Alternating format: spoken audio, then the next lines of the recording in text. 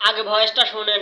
একজন এমন আছে যার এক জোড়া জুতা দিয়ে 5 বছরও চলে যায়, যিনি নতুন করে জুতা কেনার শখ দেখে না, যিনি নতুন কাপড় কেনার ইচ্ছা যার অন্তরে জাগে না, উনি সন্তানদেরকে নতুন নতুন দিতে চায়।